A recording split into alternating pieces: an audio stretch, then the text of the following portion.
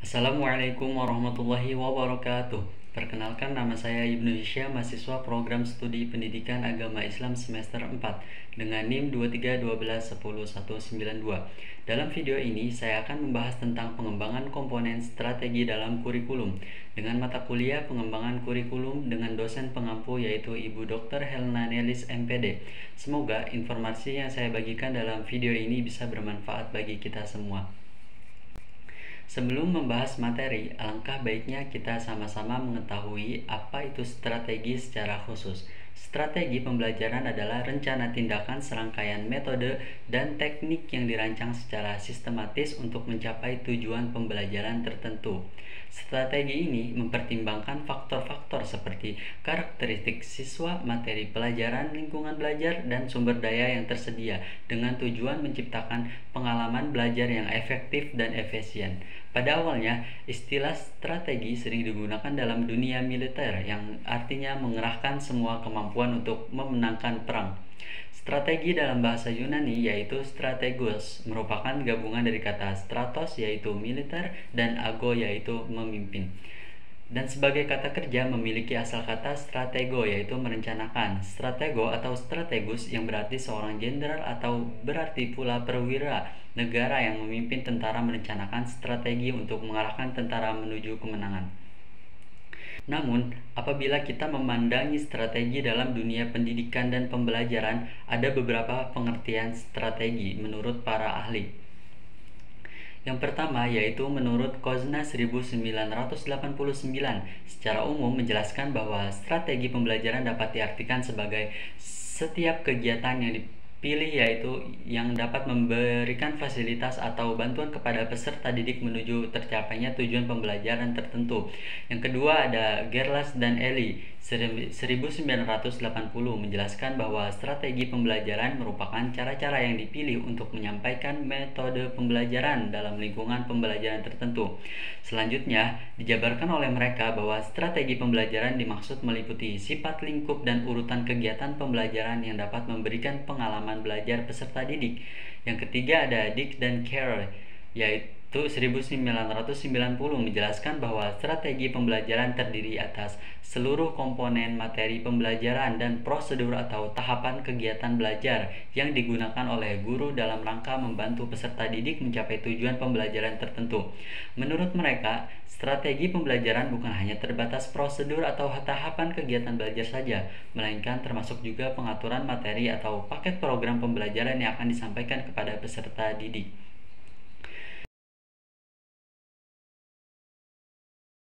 Selanjutnya ada beberapa topik pembahasan yang akan saya sampaikan dalam video ini. Di antaranya ada jenis-jenis strategi pembelajaran, langkah-langkah dalam memilih strategi pembelajaran, dan yang terakhir yaitu macam-macam metode pembelajaran aktif dalam pembelajaran pendidikan agama Islam.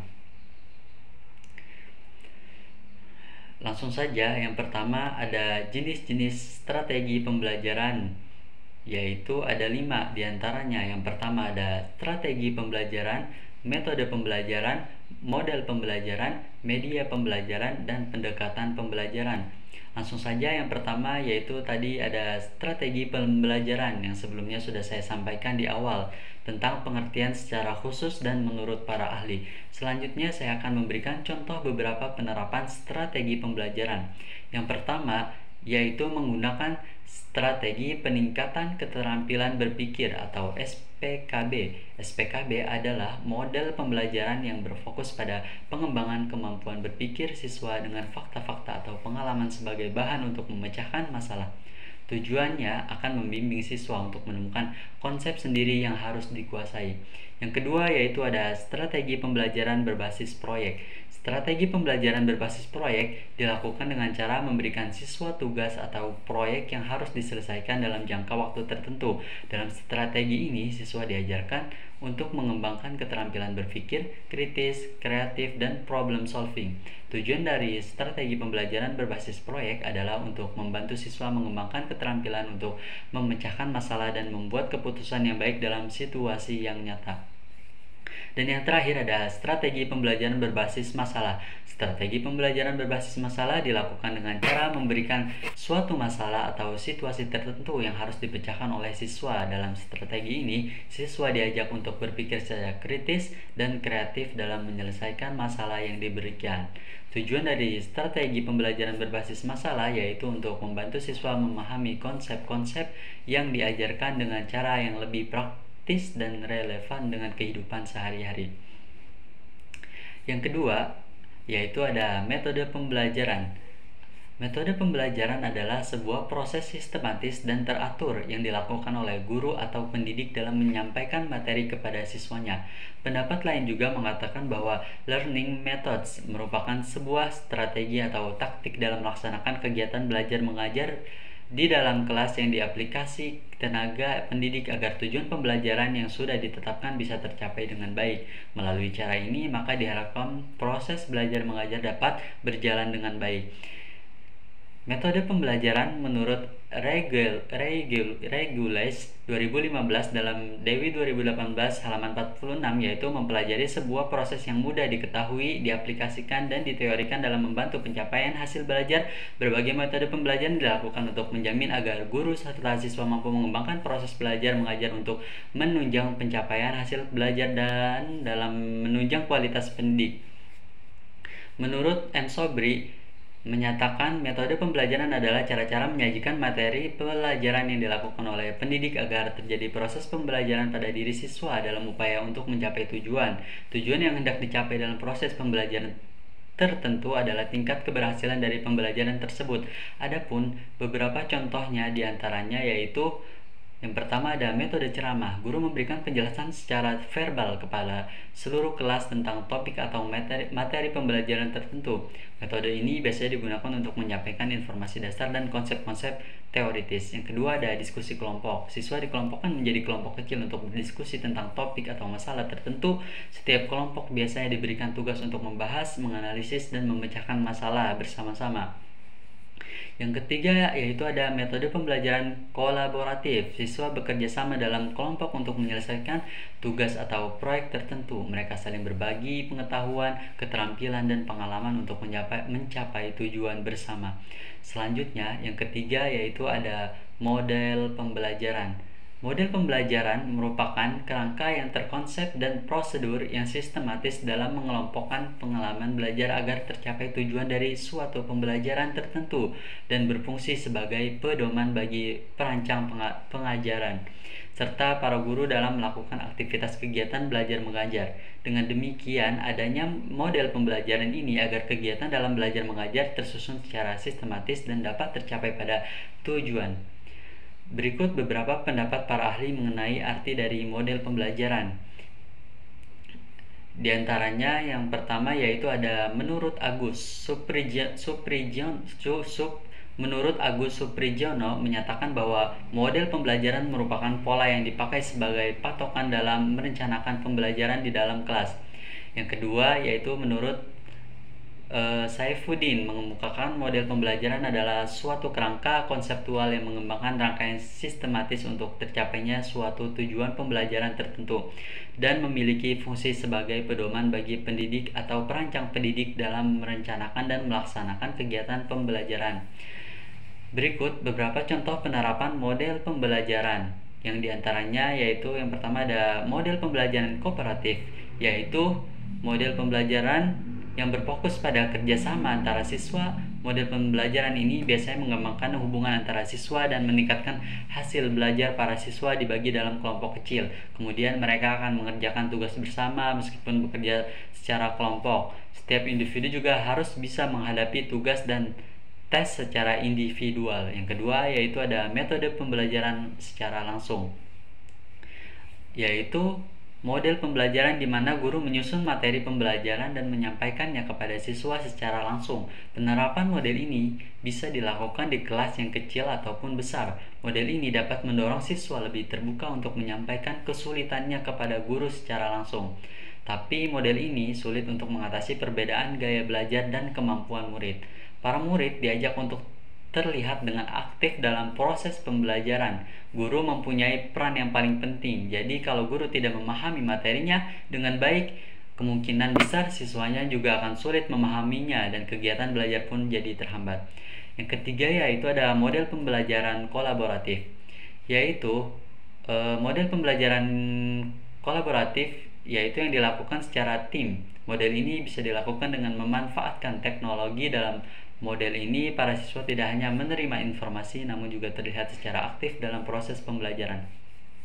Para murid membantu dan berbagi ide. Selanjutnya yang keempat yaitu ada media pembelajaran.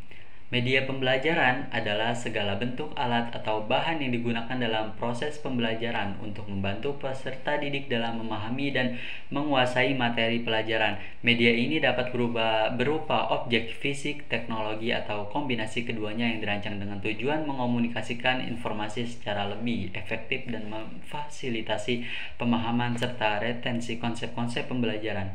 Tujuan dari penggunaan media pembelajaran adalah untuk menciptakan pengalaman belajar yang lebih menarik, bermakna, dan interaktif sehingga membantu peserta didik dalam memahami konten pelajaran dengan lebih baik. Menurut para ahli, mengatakan diantaranya yaitu menurut A.S.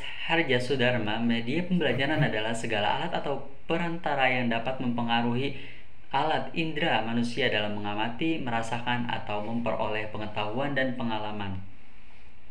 Menurut Jamroh dan Zain, media pembelajaran adalah segala benda atau perangkat yang digunakan oleh guru dalam proses belajar mengajar untuk memudahkan guru dan siswa mencapai tujuan pembelajaran. Adapun beberapa contoh penerapannya yaitu ada media audiovisual. Media pembelajaran pertama adalah media audiovisual. Termasuk di dalamnya ada audio, video, dan multimedia. Media audio seperti rekaman, suara, podcast, atau ceramah audio dapat digunakan untuk menyampaikan informasi secara lisan. Media video dapat berupa presentasi visual, rekaman, demonstrasi, film pendidikan, atau animasi. Media multimedia mencakup kombinasi audio, video, teks, gambar, dan interaktivitas seperti presentasi multimedia atau aplikasi edukatif. Yang selanjutnya yaitu dengan media gambar. Media pembelajaran kedua ada media gambar, termasuk di dalamnya ada gambar, foto, diagram, grafis, dan ilustrasi. Media gambar dapat membantu menjelaskan konsep, memvisualisasikan informasi, atau memperjelas hubungan antara konsep-konsep yang kompleks. Yang selanjutnya ada media interaktif. Media pembelajaran ketiga yaitu interaktif, termasuk di dalamnya ada aplikasi edukatif, simulasi, permainan pendidikan, dan perangkat lunak pembelajaran. Media interaktif kemungkinan siswa untuk terlibat secara aktif dalam proses belajar dan memperoleh pengalaman langsung dalam menjalani konsep-konsep. Dan yang terakhir yaitu ada pendekatan pembelajaran. Apa itu pendekatan pembelajaran? Yaitu sudut pandang atau cara pandang yang digunakan oleh guru dalam sumber belajar dalam menyelenggarakan proses pembelajaran. Pendekatan pembelajaran berhubungan dengan tujuan materi, metode, strategi, model, dan evaluasi pembelajaran. Pendekatan pembelajaran dapat mempengaruhi kualitas dan hasil pembelajaran yang dicapai oleh peserta didik. Pendekatan pembelajaran terdapat dua kategori pendekatan, yaitu yang pertama ada pendekatan pembelajaran yang berorientasi atau berpusat pada peserta didik, yang dimana dalam pendekatan ini guru melakukan pendekatan dengan memberikan kesempatan kepada peserta didik agar bisa berperan aktif dalam proses pembelajaran. Yang kedua yaitu ada pendekatan pembelajaran yang berorientasi atau berpusat pada guru, yang dimana dalam pendekatan ini guru berperan sebagai subjek utama dalam proses pembelajaran.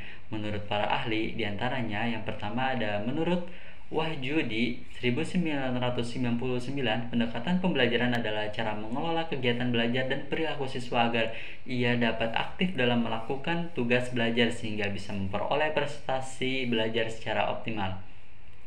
Menurut Saiful 2003, pendekatan pembelajaran merupakan suatu pandangan guru terhadap siswa dalam menilai, menentukan sikap dan perbuatan yang dihadapi dengan harapan dapat memecahkan masalah dalam mengelola kelas yang nyaman dan menyenangkan dalam proses pembelajaran. Baiklah, untuk pembahasan selanjutnya yaitu ada langkah-langkah dalam memilih jenis-jenis strategi pembelajaran yang tadi sudah saya jelaskan, yang ada 5 itu. Ya, dalam memilih strategi pembelajaran, terdapat beberapa langkah-langkah utama yang perlu dipertimbangkan agar pembelajaran efektif dan efisien. Berikut ada beberapa langkah-langkah yang perlu diperhatikan. Di antaranya yang pertama itu ada menentukan tujuan pembelajaran. Langkah pertama adalah menentukan dengan jelas tujuan pembelajaran yang ingin dicapai. Tujuan ini akan menjadi dasar dalam memilih metode, strategi, media, dan model yang sesuai. Tujuan pembelajaran tersebut adalah untuk mengembangkan keterampilan praktis, meningkatkan pemahaman konsep, atau memfasilitasi keterlibatan peserta didik. Yang kedua, ada menilai karakteristik peserta didik. Memahami karakteristik peserta didik sangat penting, termasuk gaya belajar, latar belakang, tingkat pemahaman awal, dan kebutuhan khusus mereka. Hal ini membantu memilih pendekatan yang tepat. Contohnya, jika peserta didik lebih menyukai pembelajaran visual, maka penggunaan media visual seperti video atau gambar akan lebih efektif. Yang ketiga yaitu ada memilih metode pembelajaran yang tepat berdasarkan tujuan dan karakteristik peserta didik. Pilihlah metode pembelajaran yang paling efektif. Metode ini dapat berupa ceramah, diskusi, studi, kasus, eksperimen, atau pembelajaran berbasis proyek. Setiap metode memiliki kekuatan dan kelemahan yang perlu disesuaikan dengan konteks dan materi yang diajarkan menurut strategi pembelajaran yang sesuai. Yang keempat yaitu ada menentukan strategi pembelajaran yang sesuai. Strategi pembelajaran berfokus pada cara untuk melaksanakan metode pembelajaran secara lebih spesifik. Strategi ini meliputi pendekatan pengajaran yang digunakan seperti pembelajaran kooperatif, pembelajaran berbasis masalah, atau pembelajaran aktif. Pilihlah strategi yang dapat mengoptimalkan keterlibatan peserta didik dan mendorong mereka untuk berpikir kritis. Yang terakhir yaitu ada memilih media dan model pembelajaran. Setelah menentukan metode dan strategi, pilihlah media pembelajaran yang sesuai seperti buku, video, perangkat lunak pendidikan, atau alat bantu lainnya. Selain itu, tentukan model pembelajaran yang tepat seperti pembelajaran berbasis proyek atau classroom untuk pembelajaran tematik. Media dan model pembelajaran ini akan mendukung implementasi metode dan strategi yang telah dipilih agar lebih efektif.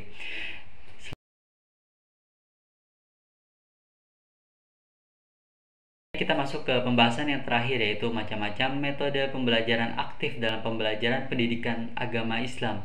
Metode pembelajaran aktif dalam pendidikan agama Islam telah mengalami perkembangan yang signifikan untuk memenuhi kebutuhan siswa di era modern. Ketiga metode yang akan saya jelaskan secara mendalam adalah Project Based Learning, Problem Based Learning, dan Comparative Learning yang telah terbukti efektif dalam meningkatkan pemahaman dan keterlibatan siswa dalam pembelajaran pendidikan agama Islam. Yang pertama yaitu ada Project Based Learning. Dalam pendidikan agama Islam merupakan metode yang mengajak siswa untuk terlibat langsung dalam proyek-proyek yang bermakna. Siswa tidak hanya belajar teori tetapi juga mengaplikasikan pengetahuan mereka dalam bentuk proyek nyata. Misalnya, siswa dapat membuat dokumentasi tentang kehidupan beragama di lingkungan mereka, mengorganisir kegiatan sosial berbasis nilai Islam, atau meneliti sejarah perkembangan Islam di daerah mereka. Metode ini membantu siswa mengembangkan kemampuan penelitian, kreativitas, dan pemahaman kontekstual tentang ajaran Islam. Yang kedua yaitu ada Problem Based Learning, menghadirkan pendekatan yang berbeda dengan memfokuskan pada pemecahan masalah kontemporer dalam konteks Islam. Siswa dihadapkan pada situasi nyata yang membutuhkan solusi berdasarkan nilai-nilai Islam. Mereka belajar menganalisis masalah, mencari informasi relevan, dan mengembangkan solusi yang sesuai dengan ajaran Islam. Pendekatan ini sangat efektif untuk mengajarkan siswa bagaimana menerapkan prinsip-prinsip Islam dalam menghadapi tantangan modern seperti isu-isu sosial media, pluralisme agama, atau masalah lingkungan. Yang terakhir itu ada cooperative learning, menekankan pentingnya kerjasama dan interaksi sosial dalam pembelajaran agama Islam. Metode ini menciptakan lingkungan belajar yang mendukung di mana siswa dapat berdiskusi, berbagi pemahaman, dan saling membantu dalam memahami konsep-konsep agama Islam. Siswa bekerja dalam kelompok kecil untuk mengkaji ayat-ayat Al-Quran, mempelajari hadis, atau mendiskusikan penerapan nilai-nilai Islam dalam kehidupan sehari-hari. Pendekatan ini tidak hanya meningkatkan pemahaman materi, tetapi juga mengembangkan keterampilan siswa dan empati di antara siswa. Baik, sebagai kesimpulan dari video ini, kita telah membahas berbagai aspek penting dalam pembelajaran pendidikan agama Islam, mulai dari jenis-jenis strategi pembelajaran yang dapat diterapkan untuk menciptakan proses belajar yang efektif, langkah-langkah dalam memilih strategi yang tepat sesuai dengan tujuan dan karakter siswa, hingga berbagai macam metode pembelajaran aktif yang dapat meningkatkan keterlibatan siswa dalam belajar. Demikianlah materi yang telah kita bahas bersama mengenai pengembangan komponen strategi dalam kurikulum. Semoga apa yang telah kita pelajari dapat memberikan pemahaman yang lebih dalam dan bermanfaat bagi kehidupan kita sehari-hari, serta dapat kita amalkan sesuai dengan ajaran Islam. Jangan lupa untuk terus mengembangkan diri melalui ilmu dan amal baik. Terima kasih telah menyimak video yang saya sampaikan dan semoga Allah senantiasa memberkahi kita semua. Wassalamualaikum warahmatullahi wabarakatuh.